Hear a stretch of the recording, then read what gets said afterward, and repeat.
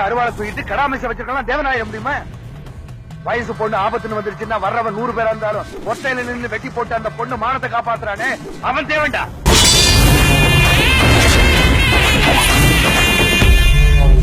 நம்ம சாதிக்காரங்க மட்டுமே இருந்த அந்த காலத்துல நல்லது கெட்டதுக்கு 4 சாதிக்காரங்க வேணும்னு இவங்களை எல்லாம் கூட்டியாந்து குடி வச்சு இருக்கிறதுக்கு இடமும் பாக்குறதுக்கு வேலையும் கொடுத்து அதை பார்த்து ரசிச்சானே ஓம்பாட்டணும் ஏம்பாட்டணும் அவங்க தேவன்டா. விவசாயம் முடிஞ்ச உடனே தனக்கு லாபம் வருதோ இல்லையோ உழைக்கிறவங்க கூலிய குறைக்காம கொடுத்துட்டு அவங்க சந்தோஷத்தை தான் சந்தோஷமா நினைக்கிறானே அவன் தேவன்டா. நம்பி வந்தா உயிர் கொடுக்கும் தேவன்டா. அதே சாதிசன வருஷம் நல்ல நாள் பெரிய நாள் அன்னைக்கு தான் வீட்டுக்கு வந்து புது துணியை பொங்கச்சோறு வாங்கிட்டு போறத பெருமையா நினைச்சு தலை நிமிர்ந்து நிக்கிறானே அவன் தேவன்டா. உசுருக்கு பயந்து ஓடுறதுமா இதெல்லாம் தேவனுக்கு பழக்கம் இல்லையடா. தேவன் பாக்குறதுக்கு தாண்டா மொரட்டுத்தனமா இருப்பாங்க. பழகுனா இழகுன மனசுக்காரங்கடா. தேவன் கட்டி இருக்கிற வேட்டியில அழுக்கு இருக்கலாம், ஆனா அவன் மனசுல இருக்க கூடாது.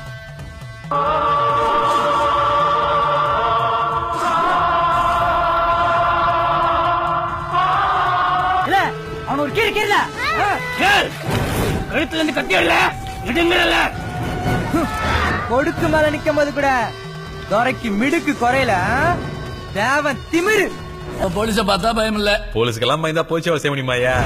எனத்துல சிங்கம், பணத்துல புலி.